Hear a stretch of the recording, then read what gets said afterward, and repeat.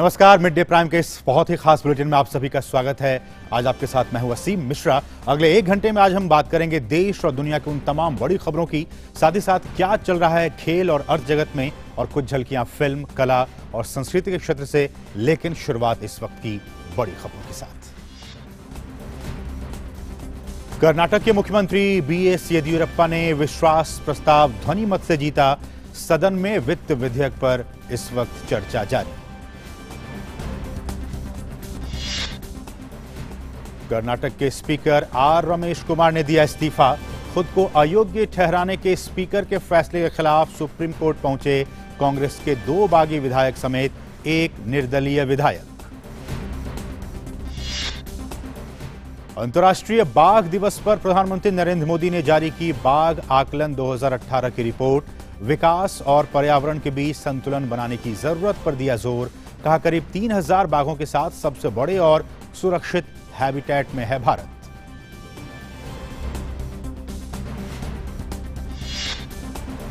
भाजपा सांसद रमा देवी पर अभद्र टिप्पणी के लिए समाजवादी सांसद आजम खान ने भरी लोकसभा में मांगी मुआफी। लोकसभा अध्यक्ष ने कहा, सदन की गरिमा को बनाए रखना हर सदस्य की जिम्मेदारी। रमा देवी ने कहा, बिगड़ी हुई है आजम खान की आदत। लोकसभा में बांधों की सुरक्षा से जुड़ा विधेयक पेश।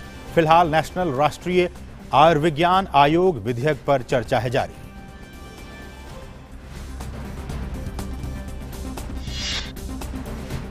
अफ्रीका के 3 देशों के दौरे पर राष्ट्रपति रामनाथ कोविंद आज बेनिन के राष्ट्रपति के साथ करेंगे वार्ता। साथ ही पोर्तो नोवो में राष्ट्रीय संसद को भी करेंगे संबोधित।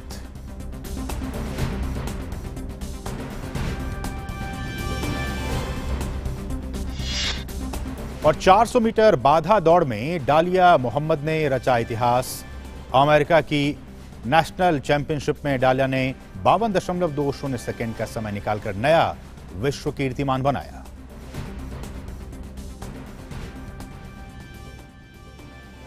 लेकिन इस वक्त की बड़ी खबर जो है वो कर्नाटक से है। कर्नाटक के मुख्यमंत्री बीएस येदियुरप्पा ने आज सदन में विश्वास मत हासिल कर लिया है। फिलहाल सदन में वित्त विधेयक पर चर्चा चल रही है। इससे पहले येदियुरप्पा ने विधानसभा में एक पंक्ति का प्रस्ताव पेश किया, जिसमें यह कहा गया कि सदन को उनके नेतृत्व वाली सरकार पर भरोसा है। उन्होंने सदन से अपील की कि वे उन पर भरोसा जताएं। येदियुरप्पा ने कहा कि केंद्र की मोदी सरकार की तरह ही उन्होंने भी कर्नाटक सरकार की ओर से पीएम किसान योजना के तहत लाभार्थियों को 2000 रुपए की 2 किस्तें देने का फैसला किया है। दरअसल कांग्रेस जेडीएस सरकार का विधानसभा में विश्वास मत होने के बाद 26 जुलाई को राज्यपाल वजुभाई वाला ने मुख्यमंत्री के तौर पर बीएस येदियुरप्पा को शपथ दिलाई थी। उन्होंने चौथी बार प्रदेश के मुख्यमंत्री के रूप में कमान संभाली है। इससे पहले विधानसभा अध्यक्ष ने कांग्रेस और जेडीएस के कुल 17 विधायकों को पार्टी विरोधी गतिविधियों के लिए दल बदल कानून के तहत अयोग्य घोषित कर दिया था, और जिसके बाद 208 सदस्यों वाली विधानसभा में बहुमत साबित करने के लिए 105 सदस्यों की जरूरत थी। हालांकि कांग्रेस ने इस विश्वास मत प्रस्ताव का विरोध किया। विधायक दल के नेता सिद्धारमैया ने सदन में कहा कि वे येदियुरप्पा के इस आश्वासन का स्वागत करते हैं कि वे लोगों के लिए काम करेंगे। साथ ही उन्होंने ये भी कहा कि बीजेपी के पास जनादेश नहीं है, लिहाजा उनकी ओर से स्थिर सरकार देने पर उन्हें संदेह है। और मुख्यमंत्री येदियुरप्पा के विश्वास मत जीतने के बाद कर्नाटक के स्पीकर आर रमेश कुमार ने इस्तीफा दे दिया है। इस बीच स्पीकर के खिलाफ कांग्रेस के रमेश जरकीहोली और महेश कुमाथली समेत निर्दलीय विधायक आर शंकर ने सुप्रीम कोर्ट का दरवाजा खटखटाया है। स्पीकर आर रमेश कुमार ने अभी तक कुल 17 बागी विधायकों को दल बदल विरोधी कानून का इस्तेमाल करके मौजूदा विधानसभा के कार्यकाल 2023 तक के लिए उन्हें अयोग्य घोषित कर दिया है।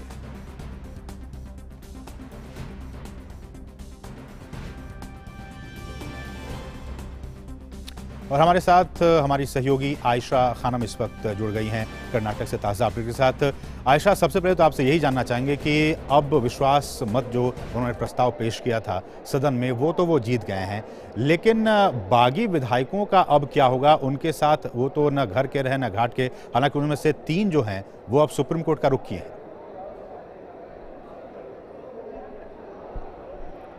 जी देखिए, बागी विधायकों के सामने एक लंबी कानूनी लड़ाई है अब, और ये तमाम विधायक जो है सुप्रीम कोर्ट का दरवाजा खटखटाने की बात कर रहे हैं। हालांकि दो ने आज ही सुप्रीम कोर्ट में अपनी अर्जी दर्ज की है और स्पीकर के खिलाफ उन्होंने सुप्रीम कोर्ट में याचिका भी दर्ज की है। लेकिन उससे पहले स्पीकर ने यहाँ पर सदन में अपना इस्तीफा सौंप दिया और कहा कि उन्होंने जो कुछ भी किया वो संविधान के तहत, संविधान में जो कानून नियम है उसके तहत उन्होंने जो कुछ कार्रवाई की उसके तहत ही किया है, और उन्होंने पूरी तरह से रूल बुक के नियमों के हिसाब से ही उन्होंने हर कदम उठाया है।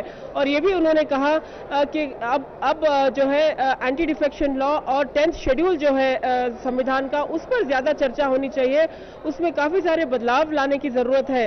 और उन्होंने ये भी कहा कि न केवल कर्नाटक में बल्कि पूरे देश में इस पर चर्चा हो। तो ये कहकर उन्होंने अपना इस्तीफा सौंप दिया। तो एक तरफ से देखा जाए तो स्पीकर जो है अब इस पूरे मामले से हट गए हैं, लेकिन ये बागी विधायकों की लड़ाई जो है अब कानूनी रूप ले चुकी है। अब देखना दिलचस्प होगा कि क्या ये सुप्रीम कोर्ट में अपने हक के लिए लड़कर ये जीतने में कामयाब होते हैं कि अब अगले बाई इलेक्शंस में जो उपचुनाव होंगे उनके अपने अपने क्षेत्र में, क्या उसमें ये उम्मीदवार बन सकते हैं। क्योंकि स्पीकर ने कहा था कि ये 6 साल तक चुनाव नहीं कंटेस्ट कर सकते, साल 2023 तक चुनाव नहीं कंटेस्ट कर सकते। तो ऐसे में इन बागी विधायकों का जो मामला है सुप्रीम कोर्ट में चलेगा, लेकिन कहीं ना कहीं इन बागी विधायकों ने कहा है कि वो पार्टी भी बदलेंगे, और बीजेपी ने भी कहा है कि अगर ये बागी विधायक चाहते हैं तो वो उनका साथ भी दे सकते हैं।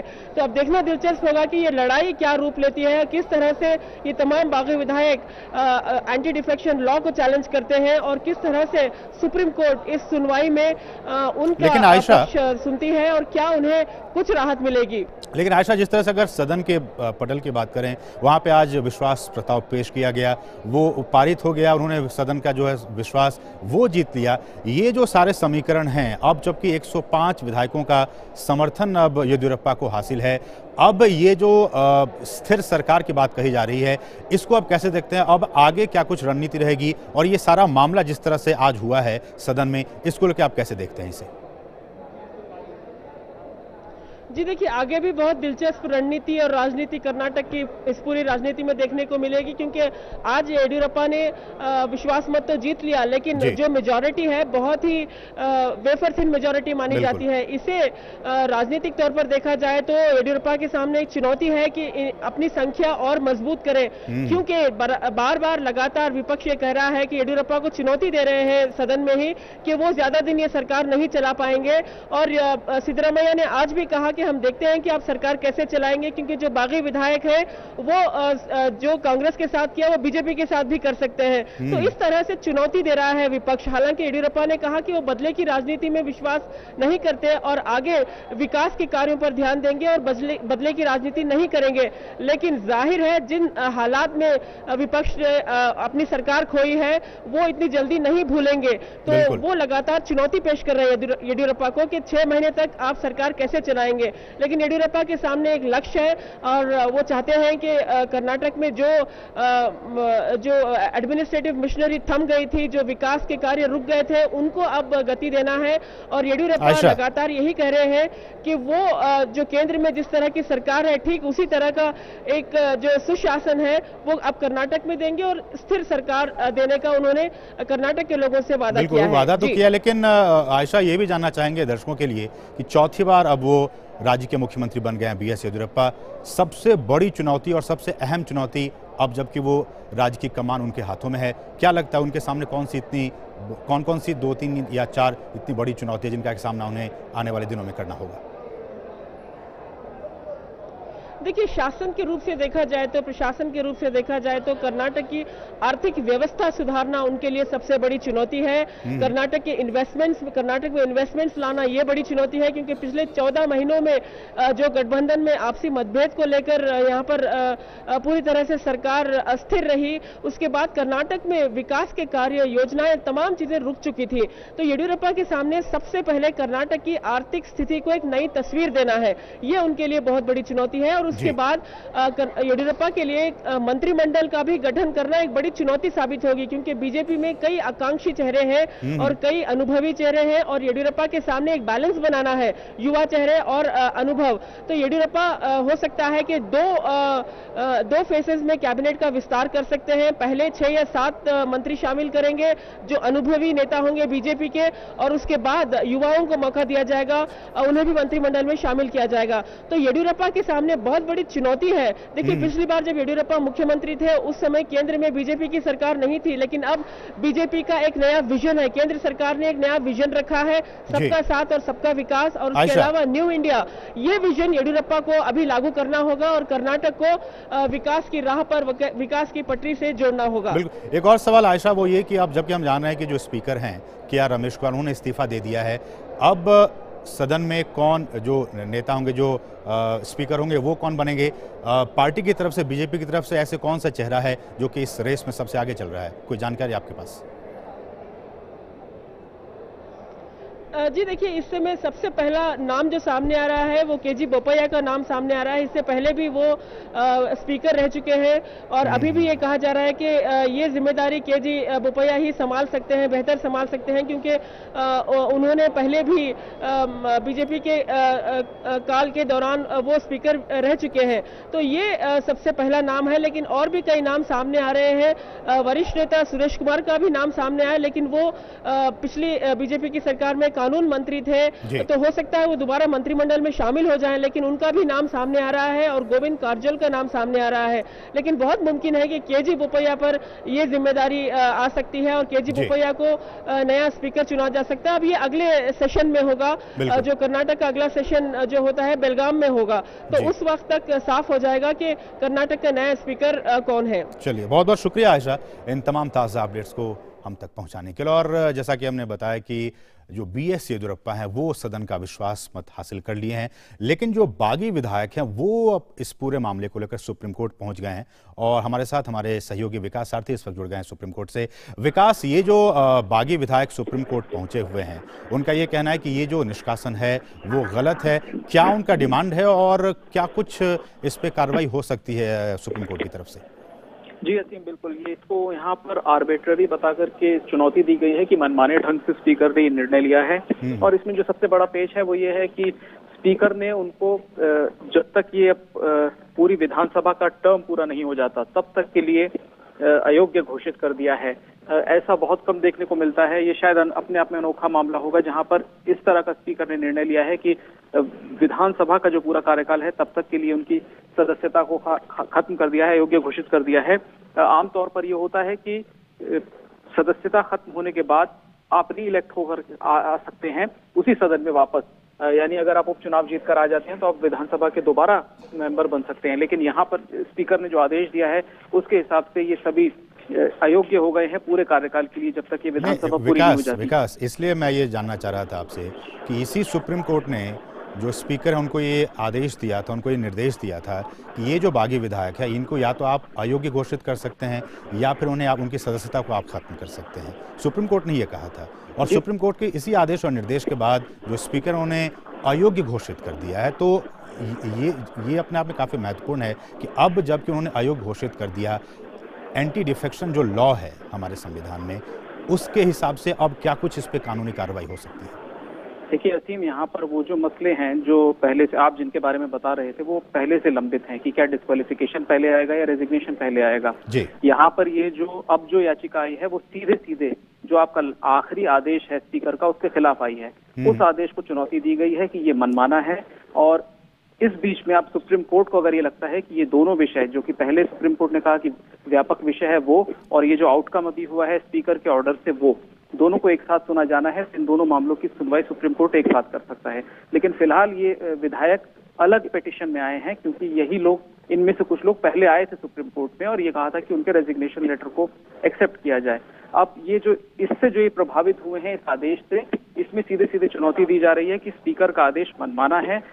उसमें अब सुप्रीम कोर्ट किस तरह से कोई अंतरिम आदेश देता है ये देखना होगा। लेकिन यहाँ पर ये जो पूरा मामला है वो इस बात को लेकर उठा है कि इन लोगों को जो अयोग्य घोषित किया गया है वो मनमाने तरीके से किया गया है और ये जो पूरे कार्यकाल के लिए विधानसभा का जो बाकी कार्यकाल है, इस पूरे समय सीमा के लिए इनको अयोग्य घोषित किया गया है। इस बात को भी चुनौती दी जा रही है। लेकिन एक आखिरी सवाल संक्षिप्त में आंसर चाहूंगा आपसे विकास, ये जो कार्यपालिका और न्यायपालिका जब ये गए हैं वहाँ के लोग, विधायिका और न्यायपालिका के बीच जो रस्साकशी है, कोई आपको जानकारी कि पास्ट में बीते हुए समय में कहीं कोई ऐसा एग्जाम्पल जिसमें कि इस तरह के मामला हुआ हो और उसमें सुप्रीम कोर्ट ने कुछ कहा हो? देखिए, एंटी डिफेक्शन लॉ में हमेशा सुप्रीम कोर्ट में मसले कई साल तक लंबित रहे हैं। यहाँ तक कि ऐसा हुआ है कि विधानसभा का कार्यकाल भी पूरा हो गया और वो विषय उसको एड्रेस नहीं किया जा सका।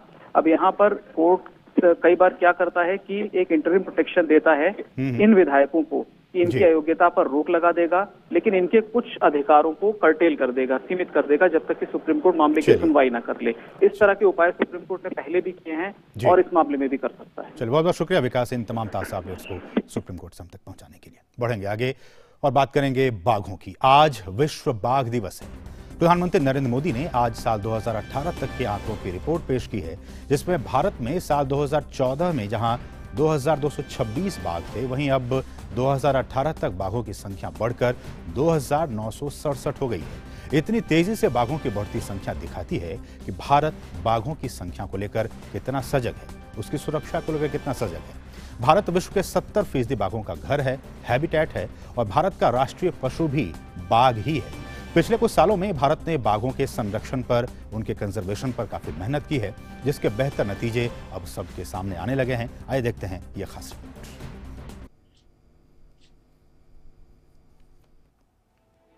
The tiger is arguably the most beautiful, dramatic and exciting animal in the world. The thrill of watching a tiger in the wild is an experience no one will ever forget. But for how much longer will we be able to enjoy this privilege? There are less than 4,000 tigers left in the world, and those that remain are under constant threat.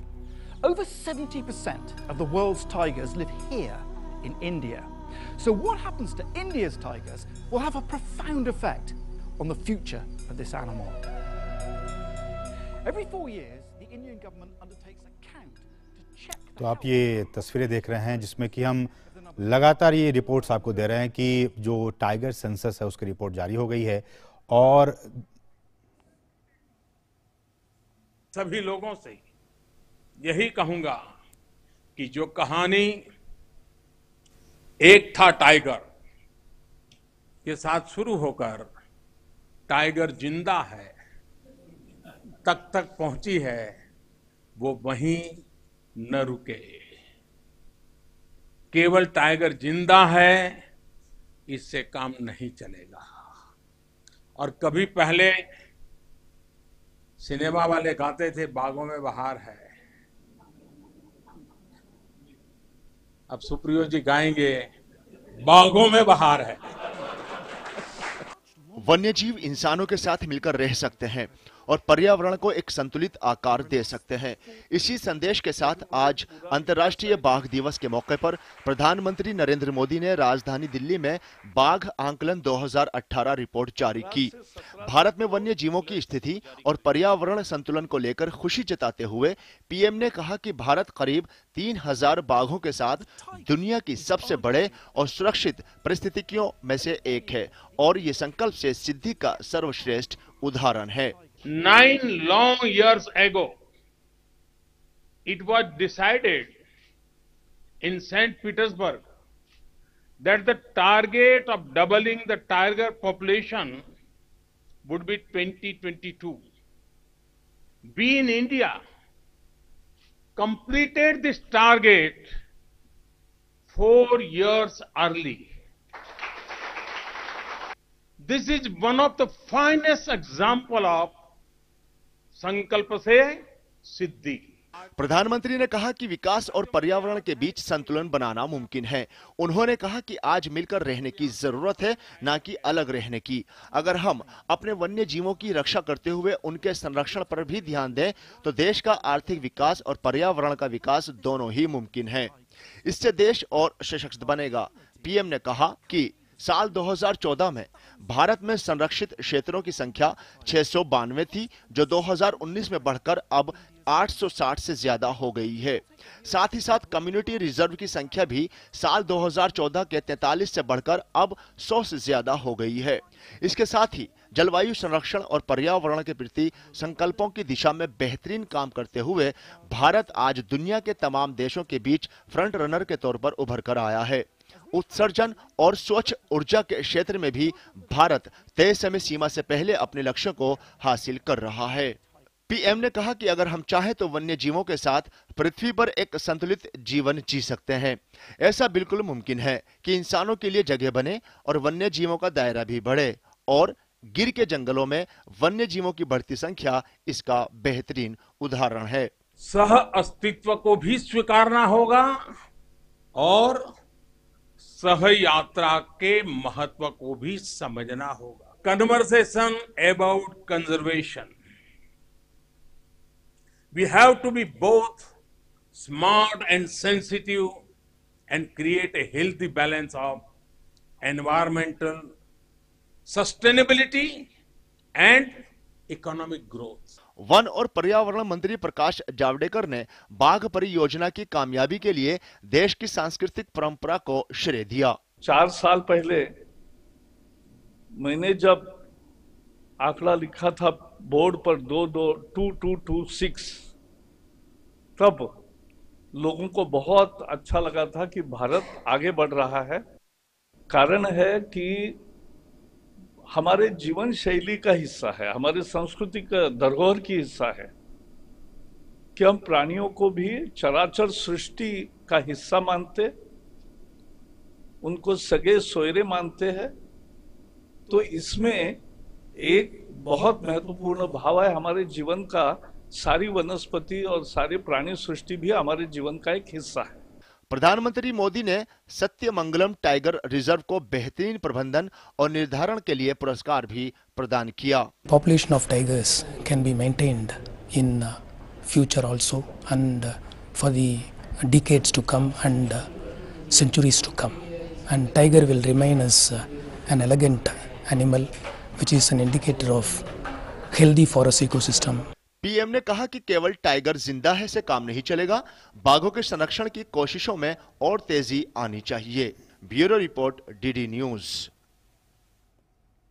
और इस सबके बीच भारत में जीव संरक्षण के लिए किए जा रहे प्रयासों को आम आदमी तक पहुंचाने के लिए प्रधानमंत्री अब डिस्कवरी चैनल के प्रख्यात प्रोग्राम मैन वर्सेस वाइल्ड पर जल्दी ही नजर आने वाले हैं। एक जाबाज जो दे जंगल के नियमों को चुनौती, जुड़ रहा है दुनिया के सर्वश्रेष्ठ प्रजातंत्र के प्रधानमंत्री से। Welcome to India. देखिए भारतीय इतिहास में पहली बार एक अनोखा अनदेखा मिलाप। मैं आपके लिए उसको मेरे पास रखूंगा। 2 अविश्वसनीय शेर दिल, एक ऐतिहासिक सफर। You are the most important man in India. My job is to keep you alive.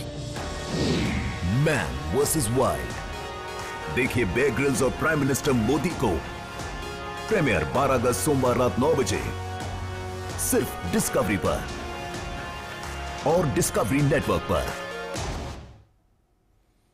तो 12 अगस्त की तारीख हम सभी को इंतजार रहेगा कि कब इस प्रोग्राम को हम सभी देखें। फिलहाल यहाँ एक छोटे से ब्रेक के लिए आप देखते रहिए डीडी न्यूज।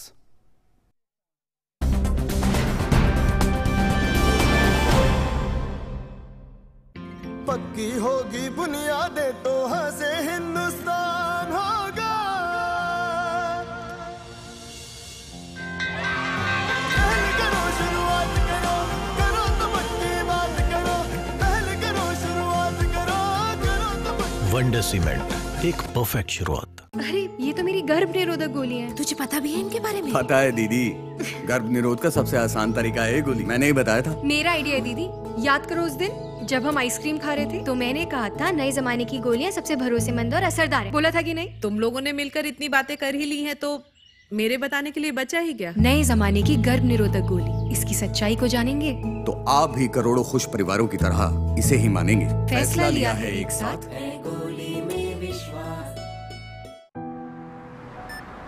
दादी जी, आपकी उंगली की छाप मशीन नहीं पढ़ पा रही, माफ करना, आपको अब राशन नहीं मिल पाएगा। मैं बहुत दूर से आई हूँ, कुछ तो तरीका होगा। तरीका है आंटी।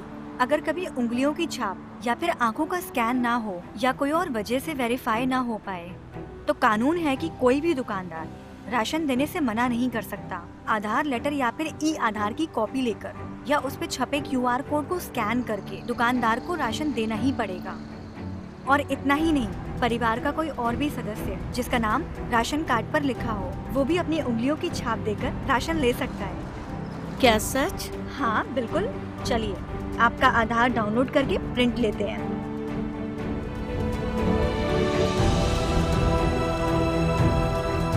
इसीलिए मैं हूँ आधार के साथ। मेरा आधार, मेरी पहचान।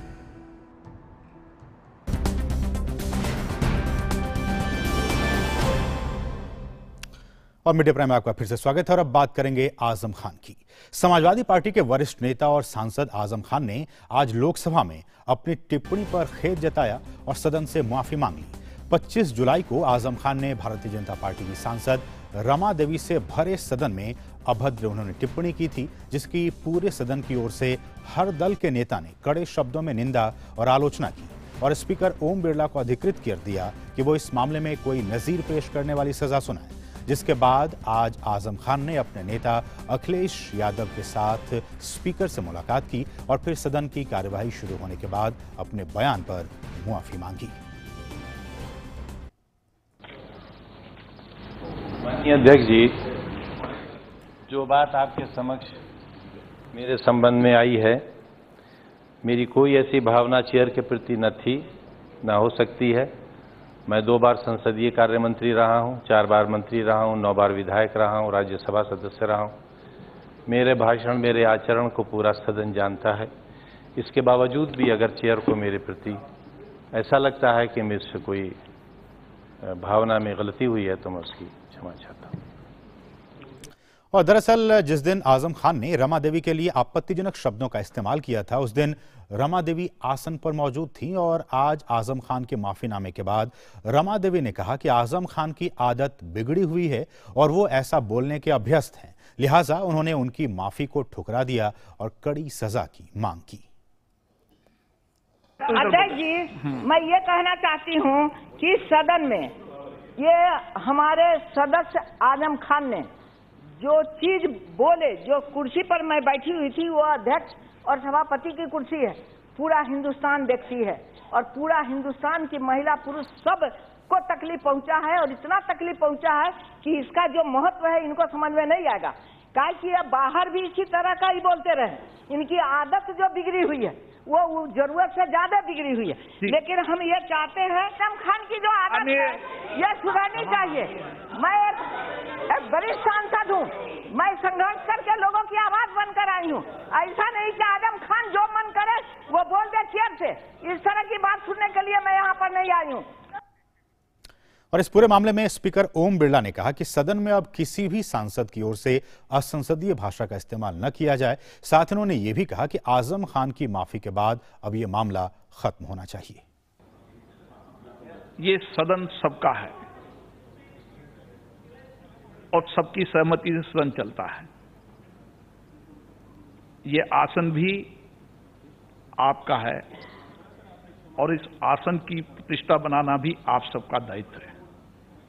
मेरा आप सभी से आग्रह है कि सभी सदन के सदस्यों और माननीय मंत्रीगणों से भी आग्रह है कि हम जब कभी बात करें तो चेयर की तरफ देखकर बात करें, आपस में संवाद न करें इस सदन में। और हमारी हमेशा कोशिश होनी चाहिए, आपको कोई बात कहनी है, आपका सदन है, लोकतंत्र है, सबको उसमें कहने का अधिकार है, इसलिए आप चुनकर आए। लेकिन कोई भी ऐसा शब्द जिससे हमारी संसद की मर्यादा मीडिया में अन्य माध्यम से छवि खराब हो, ऐसा हमें कभी भी कोई कृत्य करने का प्रयास नहीं करना चाहिए।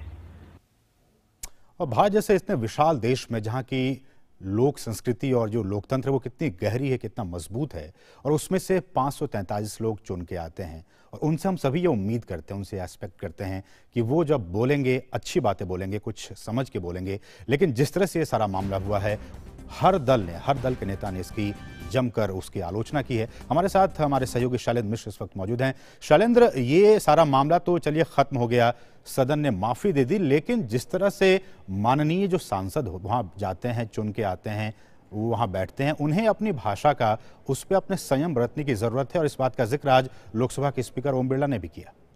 बिल्कुल असीम, लोकसभा अध्यक्ष ओम बिरला ने साफ तौर पर कहा कि अब माफ़ी के बाद ये मामला खत्म होता है, लेकिन जो सांसद हैं उन्हें इस बात का ध्यान रखना चाहिए कि कोई भी ऐसा शब्द का वो प्रयोग न करें सदन के अंदर जिससे संसदीय जो परंपरा है, जो सदन की गरिमा है, उसको ठेस पहुंचे। हम जानते हैं कि जब ये आपत्तिजनक टिप्पणी का आजम खान के मामला सामने आया था, पूरे सदन ने एक तरह से अधिकृत किया था लोकसभा अध्यक्ष ओम बिरला को कि वो बात करें और अगर माफ़ी नहीं मांगते हैं तो कड़ी कार्रवाई की जाए आजम खान के खिलाफ। आज लोकसभा की कार्रवाई शुरू होने से पहले आजम खान ने मुलाकात की थी सपा नेता अखिलेश यादव के साथ, लोकसभा अध्यक्ष से, और उसके बाद जैसे ही सदन शुरू हुआ उनसे माफ़ी मांगने को कहा गया। उन्होंने उठकर माफ़ी मांगा। उस पूरे मामले को एक तरह से खत्म करने की बात सामने आई और लोकसभा अध्यक्ष ने चेताते हुए सांसदों को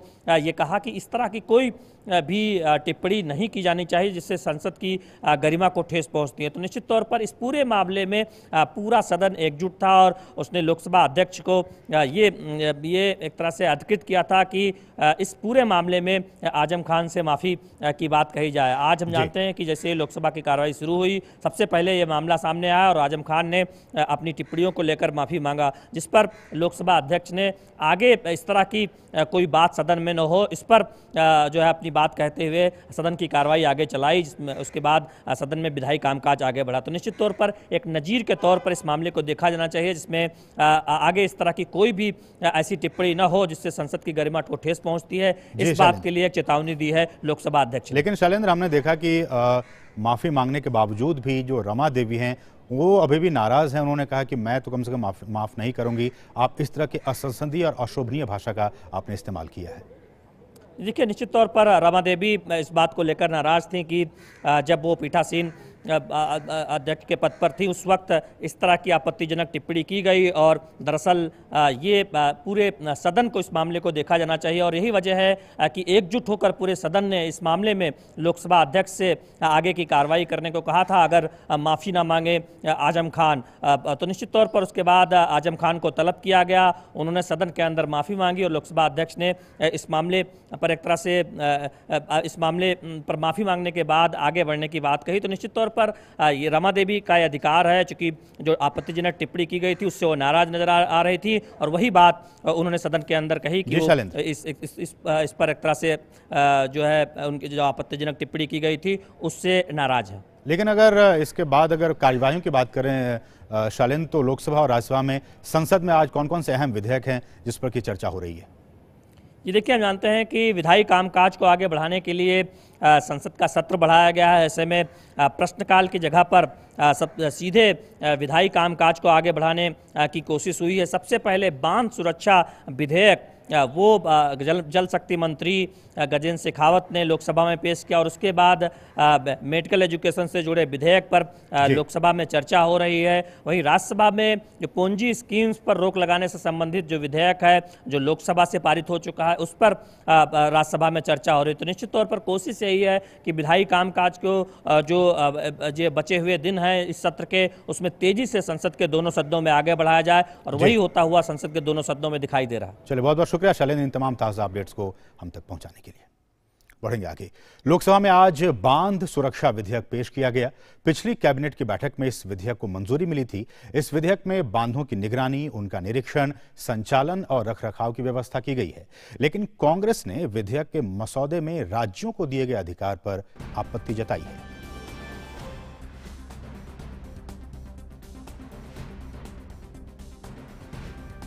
देश के कुल मिलाकर के जितने बांध बने हुए हैं 5000 से ज्यादा जिनका मैंने अभी चर्चा की है, उसमें से 92% डैम्स जो हैं वो इंटरस्टेट रिवर्स के ऊपर बने हुए हैं, जो एक से दूसरे प्रदेश को जो है वो अफेक्ट करते हैं। इसलिए मैं माननीय अध्यक्ष महोदय आपसे निवेदन करूंगा कि मुझे इस बिल को प्रस्तुत करने की अनुमति प्रदान की जाए। इसके अलावा लोकसभा में आज केंद्रीय मंत्री हर्षवर्धन ने राष्ट्रीय आयुर्विज्ञान आयोग विधेयक को विचार और पारित कराने के लिए पेश किया, जिस पर इस वक्त चर्चा चल रही है। इस विधेयक में चिकित्सा शिक्षा को गुणवत्तापूर्ण और किफायती बनाने के लिए सुधार की व्यवस्था की गई है। इसका मकसद देश के सभी हिस्सों में पर्याप्त और उच्च गुणवत्ता वाले चिकित्सा व्यवसायियों की उपलब्धता सुनिश्चित करना है। The National Medical Commission Bill that is going to be discussed in the Parliament today, when history will be written in future, this will go down in history as one of the biggest reforms in the field of medical education, and which is going to serve the people of India in a big way of the Narendra Modi government. Unnao rape case पीड़िता के कथित दुर्घटना के मामले पर लोकसभा में आज कांग्रेस के 6 सांसदों ने स्थगन प्रस्ताव दिया और आरोप लगाया कि यूपी में कानून व्यवस्था पूरी तरह से ठप हो गई है। हालांकि इस मामले में उत्तर प्रदेश के डीजीपी का कहना है कि पुलिस निष्पक्ष होकर जांच करेगी। उनके मुताबिक प्राथमिक जांच से पता चलता है कि ट्रक की ओवर स्पीड होने की वजह से यह हादसा हुआ है। ट्रक ड्राइवर और मालिक दोनों को गिरफ्तार कर लिया गया है। उनका यह भी कहना है कि अगर परिवार सीबीआई जांच की मांग करता है तो ये केस सीबीआई को सौंप दिया जाएगा। राज्य सरकार ने ये निर्णय लिया है कि यदि पीड़िता की मां या उसके कोई भी रिश्तेदार अगर सीबीआई की इंक्वायरी की डिमांड करते हैं, उनकी मांग करते हैं, तो राज्य सरकार को इसमें कोई आपत्ति नहीं है और हम लोग इसको सहर्ष सीबीआई को हैंडओवर कर सकते हैं। यदि कोई निवेदन या कोई अनुरोध उनकी तरफ से आता है तो राज्य सरकार इसमें एकदम निष्पक्ष कार्रवाई चाहती है और यही कारण है कि हम उसके लिए तैयार हैं। अगर सीबीआई की डिमांड वो करते हैं तो हम सीबीआई को भी हैंडओवर कर सकते हैं ये केस। राज्यसभा में आज कांग्रेस के दिवंगत नेता एस जयपाल रेड्डी के निधन पर शोक व्यक्त किया गया। सदन के सदस्यों द्वारा श्रद्धांजलि देने के बाद उपराष्ट्रपति एम वेंकैया नायडू ने कहा कि जयपाल रेड्डी का 40 वर्षों का कार्यकाल काफी सराहनीय रहा।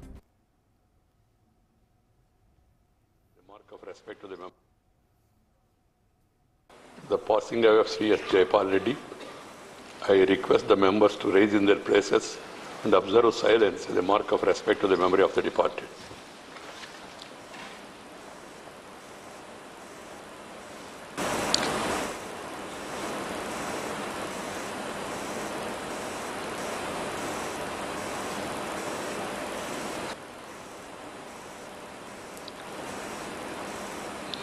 Om Shanti Shanti Shanti। और अब बात विजय माल्या की। भगोड़े शराब कारोबारी विजय माल्या की याचिका पर सुप्रीम कोर्ट में सुनवाई 2 अगस्त तक टल गई है। माल्या ने अपनी और रिश्तेदारों की संपत्तियां जब्त करने की प्रक्रिया पर रोक लगाने के लिए शनिवार को अपील की थी। उसने कहा था कि सिर्फ किंगफिशर एयरलाइंस से संबंधित संपत्तियों को ही जब्त किया जाए, निजी और पारिवारिक संपत्ति जब्त ना की जाए, क्योंकि कर्ज किंगफिशर एयरलाइंस ने ली है।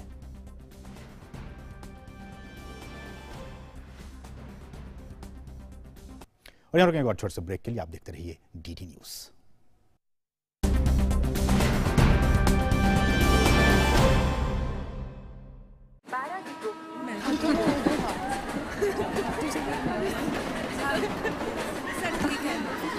आजा। कैसा रहा काम का पहला दिन? अच्छा था। दीदी, आप गर्भनिरोधक गोलियां लेती हैं? हाँ, क्यों? नहीं, वो गांव में बुआ जी कहती थी कि सर टकराने से सर पे सींग निकल आते हैं, या फिर फल का बीज खा लिया तो पेट में पेड़ उगेगा, है ना? और ये भी कहती होगी कि गर्भवती औरतों को नदी नहीं पार करनी चाहिए। बुआ जी तो ये भी कहती होगी कि लड़कियों को नौकरी नहीं करनी चाहिए। तुम तो करती हो।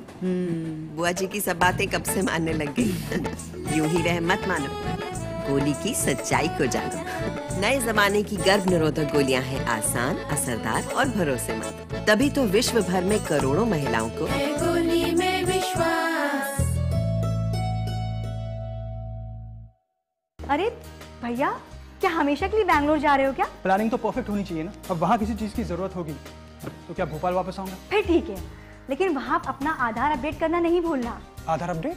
हाँ, पर कैसे करवाऊं? किसी भी बैंक या पोस्ट ऑफिस के आधार केंद्र में जाकर आप अपने आधार को अपडेट करवा सकते हैं और एड्रेस के लिए UIDAI की वेबसाइट पर जाकर खुद बदल सकते हैं। जीवन को आसान बनाने के लिए हम हैं आधार के साथ। मेरा आधार, मेरी पहचान। आपका लेटर। सबरे नमस्ते, हम हैं बस जो आपके बच्चे को कर देते हैं बस। याद होगा आपको, अभी तो आपकी मुन्नी के साथ हम खेल के गए थे। हम फिर से आ रहे हैं उससे मिलने। जल्द मिलते हैं। दस्त ऐसे दस्तक देकर नहीं आते। दस्त के लिए तैयार रहना। घर में ORS और जिंक है ना? दस्त की इलाज में देरी हुई तो शरीर में पानी और पोषण की कमी जानलेवा हो सकती है। इसलिए दस्त शुरू होते ही ORS और जिंक शुरू करें। दस्त के लिए तैयार रहना। घर में ORS और जिंक है ना?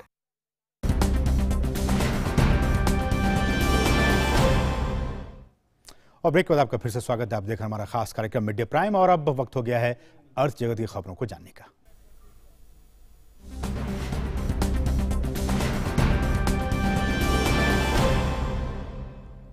और अर्थ जगत में आज क्या कुछ है खास, चलेंगे अपने सहयोगी अरुण शर्मा के पास। अरुण नमस्कार। शुक्रिया असीम। और बड़ी खबर यह है कि जो आम्रपाली के जो बायर्स हैं उनके लिए अच्छी खबर है। दरअसल आम्रपाली के जो 11,403 फ्लैट्स के जो बायर्स हैं उनको महज 6 महीने में फ्लैट मिल सकते हैं। National building construction corporation limited ने कोर्ट के आदेश के बाद आम्रपाली के प्रोजेक्ट्स को 3 कैटेगरी में बांटा है। ए कैटेगरी की अधिकतर परियोजनाएं नोएडा में ही हैं और बी और सी कैटेगरी में लगभग 32,384 फ्लैट्स आएंगे। यहाँ पर एक तरह से औपचारिकताएं पूरी करने में ही करीब 2 महीने लग जाएंगे। तो बी और सी कैटेगरी की जो परियोजनाएं हैं उनको पूरा करने में सबसे ज्यादा वक्त लग सकता है और ऐसे में NBCC का कहना है कि काम शुरू होने के 3 साल के अंदर सभी कैटेगरी के फ्लैट्स यानी कि लगभग 42,000 फ्लैट्स का पोजीशन दे दिया जाएगा। तो एक अच्छी खबर है आम्रपाली के होम बायर्स के लिए जिन्होंने आम्रपाली के प्रोजेक्ट में पैसा लगाया था। लगभग 10 साल से इनका पैसा इन प्रोजेक्ट्स में फंसा हुआ है। चलिए अब जो भारत में जो टेस्ला की गाड़ियों को पसंद करने वाले हैं उनके लिए एक अच्छी खबर है। अब अगले साल तक देश की सड़कों पर टेस्ला की गाड़ियां उतरने वाली है। दरअसल टेस्ला के CEO एलन मस्क ने टेस्ला कार उतरने की समय सीमा तय कर दी है। हाल ही में मद्रास स्थित भारतीय प्रौद्योगिकी संस्थान यानी कि IIT मद्रास के छात्रों से बातचीत के दौरान टेस्ला के CEO ने कहा कि 2020 में भारत की सड़कों पर टेस्ला कार दौड़ सकती हैं। गौरतलब है कि जिस तरह से भारत में लगातार सरकार इलेक्ट्रिक गाड़ियों को बढ़ावा देने के लिए काम कर रही है और ऐसे में टेस्ला का अगले साल तक भारत में आना इलेक्ट्रिक गाड़ियों के बाजार को काफी बढ़ावा दे सकता है। तो इलेक्ट्रिक गाड़ियों के बाजार में एक तरह से तेजी आने का दौर अब शुरू हो चुका है। चलिए अब रुख कर लेते हैं शेयर बाजार की ओर। सेंसेक्स और निफ्टी की बात की जाए तो इसमें गिरावट का एक तरह से दौर जारी है और मुनाफा वसूली हावी होती हुई दिखाई दे रही है। सेंसेक्स लगभग 325 अंकों की गिरावट के साथ कारोबार कर रहा है। वह निफ्टी 125 अंकों की गिरावट के साथ में 11,161 के स्तर पर कारोबार होता हुआ निफ्टी में दिखाई दे रहा है। तो एक तरह से मुनाफा वसूली हावी होती है सेंसेक्स और निफ्टी पर।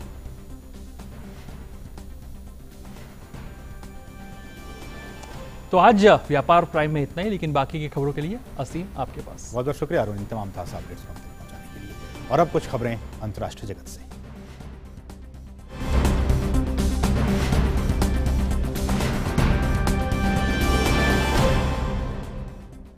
राष्ट्रपति रामनाथ कोविंद पश्चिम अफ्रीकी क्षेत्र के 3 देश बेनिन, गाम्बिया और गिनी के 7 दिवसीय दौरे पर हैं। दौरे के पहले चरण में राष्ट्रपति रामनाथ कोविंद आज बेनिन के राष्ट्रपति के साथ प्रतिनिधिमंडल स्तर की बातचीत करेंगे। इस दौरान राष्ट्रपति कोविंद बेनिन की संसद को भी संबोधित करने वाले हैं। साथ ही वो भारतीय समुदाय के लोगों के साथ भी बातचीत करेंगे। इसके बाद राष्ट्रपति कल गाम्बिया पहुंचेंगे और अपने समकक्ष अदामा बारो से बातचीत करेंगे। राष्ट्रपति गाम्बिया की संसद को भी संबोधित करेंगे और भारतीय समुदाय की तरफ से आयोजित एक कार्यक्रम में हिस्सा लेंगे। अपने दौरे के अंतिम चरण में राष्ट्रपति कोविंद गिनी जाएंगे और वहां के राष्ट्रपति के साथ प्रतिनिधिमंडल स्तर की बातचीत करेंगे। वो गिनी में भारतीय समुदाय की ओर से आयोजित एक समारोह में भी शामिल होंगे। रक्षा मंत्री राजनाथ सिंह 3 दिनों की मोजाम्बिक यात्रा पर हैं। उनकी यात्रा के दौरान सैन्य सहयोग को बढ़ावा देने के लिए 3 द्विपक्षीय समझौतों पर हस्ताक्षर किए जाएंगे। राजनाथ सिंह अपनी यात्रा के दौरान मोजाम्बिक के राष्ट्रपति, रक्षा मंत्री, विदेश मंत्री और गृह मंत्री के साथ बातचीत करेंगे। रक्षा मंत्री की इस यात्रा के दौरान भारत मोजाम्बिक को 2 तेज गति से चलने वाली नौकाएं और 44 वाहन भी सौंपेंगे। प्रधानमंत्री नरेंद्र मोदी की 2016 के जुलाई महीने में हुई यहां की यात्रा के बाद भारत और मोजाम्बिक के द्विपक्षीय संबंध और भी मजबूत हुए हैं। और यहाँ रुके एक और छोटे से ब्रेक के लिए आप देखते रहिए मिड डे प्राइम।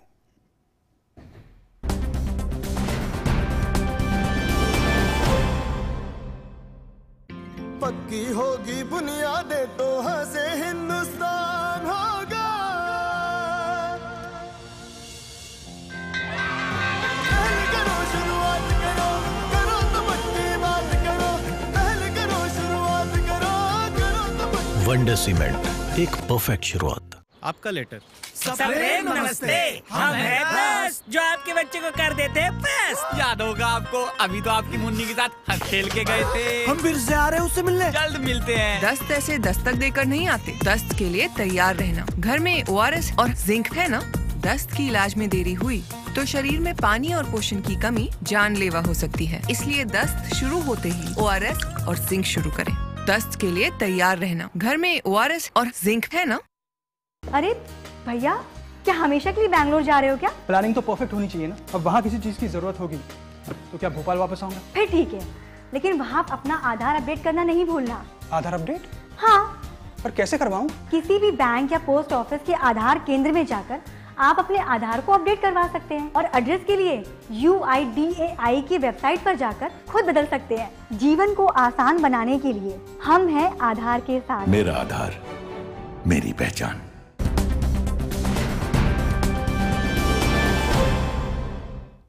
और अब खेल जगत की कुछ अहम खबरें, और इसके लिए हम चलेंगे अपने सहयोगी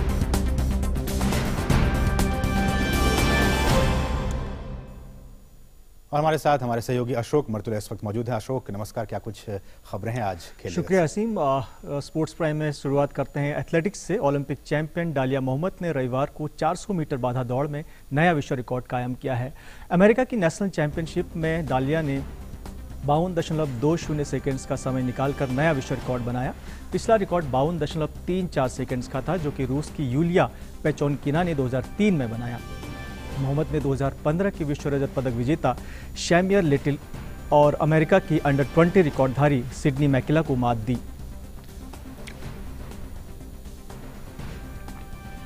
बात करते हैं मुक्केबाजी की। भारतीय मुक्केबाज MC मैरीकॉम ने 23वें प्रेसिडेंट्स कप के 51 किलोग्राम भार वर्ग में स्वर्ण पदक जीत लिया है।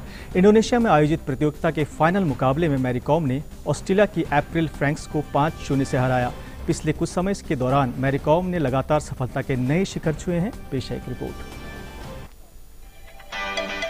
सुपर मॉम यानी मैरीकॉम के दमदार पंच की तपिश ने एक बार फिर गोल्ड को अपना गुलाम बनाया। 6 बार की विश्व चैंपियन मैरीकॉम के फुर्तीले पंच का गवाह बना इंडोनेशिया में आयोजित हुआ प्रेसिडेंट कप, जहां इस जुझारू मुक्केबाज ने अपनी विरोधी ऑस्ट्रेलिया की अप्रैल फ्रैंक्स को 5-0 से हरा दिया। वैसे जैसे जैसे टोक्यो ओलंपिक का समय करीब आ रहा है, मैरी के पंच की ताकत भी वैसे वैसे बढ़ती जा रही है। मैरीकॉम ने इस साल मई में इंडिया ओपन में पीले तमगे को अपना बनाया। मैरीकॉम के करियर पर गौर करें तो ये सुपर बॉक्सर अब तक 6 बार विश्व चैंपियनशिप का खिताब अपने नाम कर चुकी है, जबकि 2012 लंदन ओलंपिक में मैरीकॉम ने कांस्य पदक पर अपने नाम की मोहर लगाई थी। वहीं 5 बार मैरीकॉम एशियन बॉक्सिंग चैंपियनशिप में गोल्ड की चमक से खुद को तरबतर कर चुकी हैं, जबकि एशियन गेम्स में इस मुक्केबाज ने 2010 में कांस्य और 2014 इंचियोन गेम्स में स्वर्ण पदक जीता।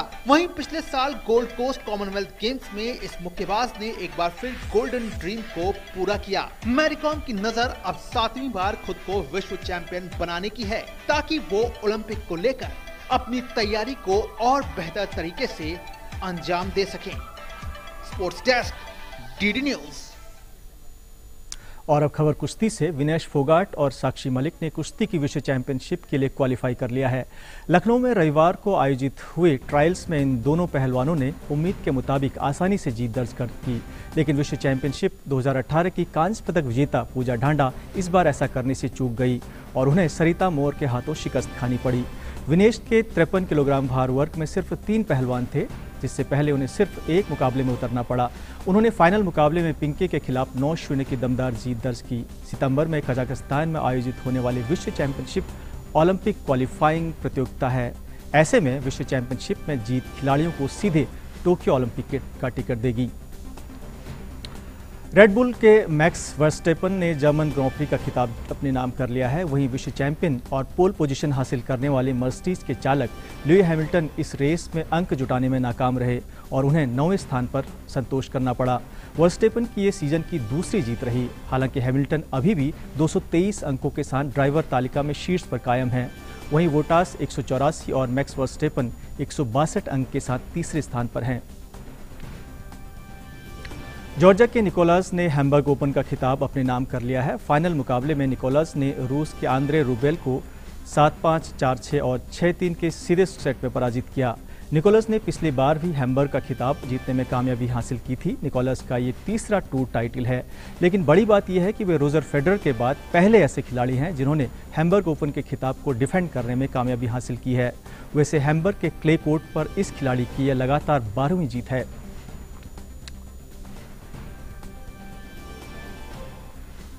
तो स्पोर्ट्स प्राइम में फिलहाल बाकी खबरों के लिए चलते हैं असीम के पास। बहुत शुक्रिया अशोक, इन तमाम ताज़ा अपडेट्स को हम तक पहुंचाने के लिए। और अब बात कुछ बातें खुशियों की, कुछ रंगों की, यानी बातें लाइफ प्राइम की।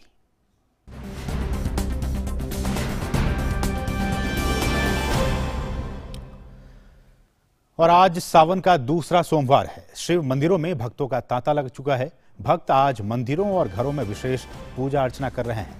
शिव का जलाभिषेक किया जा रहा है। चारों तरफ माहौल भक्तिमय हो गया है। सावन के दूसरे सोमवार के मौके पर वाराणसी के शिव मंदिरों में उमड़ी भक्तों का जो तांता है वो काफी लगा हुआ है।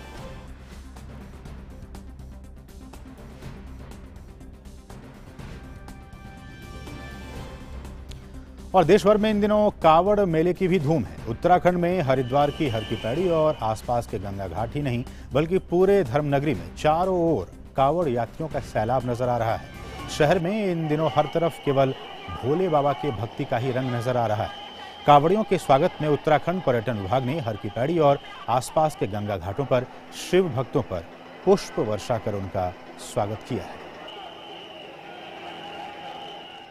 हमारे माननीय पर्यटन मंत्री सतपाल महाराज जी ने जब पहली बैठक ली थी तो उनके द्वारा कहा गया था कि हम जो कावड़ वाले शिव भक्त आएंगे उनके ऊपर पुष्प वर्षा करेंगे।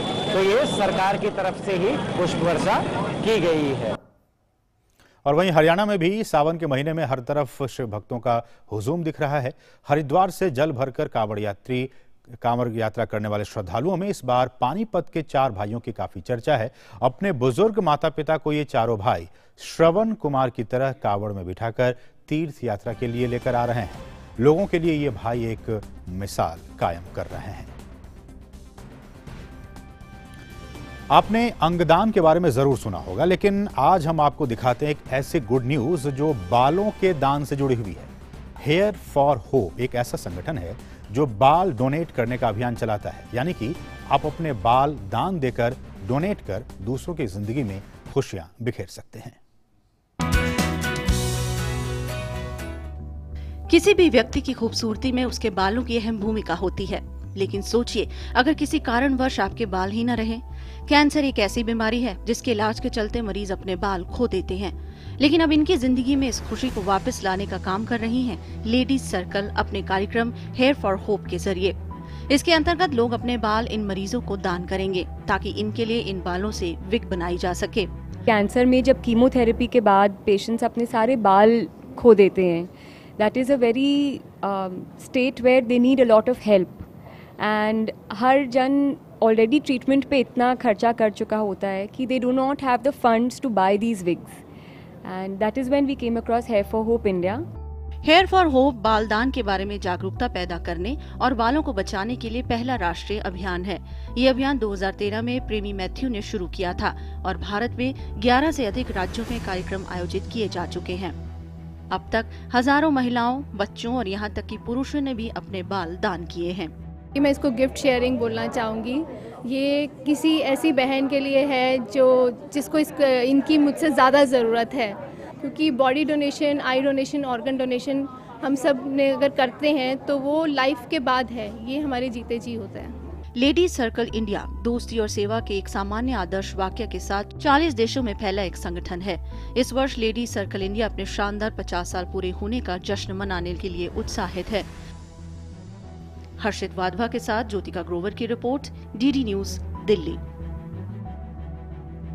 तो मिड डे प्राइम के आज के अंक में बस इतना ही। वक्त हो चला है आपसे विदा लेने का, लेकिन जाने से पहले आपको दिखाते हैं फ्रांस में आयोजित हुए हॉट एयर बलून की कुछ खास तस्वीरें। इस महोत्सव में करीब 500 से ज्यादा रंग बिरंगे हॉट एयर बलून आसमान में तैरते दिखाई दिए। आप इन तस्वीरों का लीजिए आनंद और हमें दीजिए अनुमति। नमस्कार।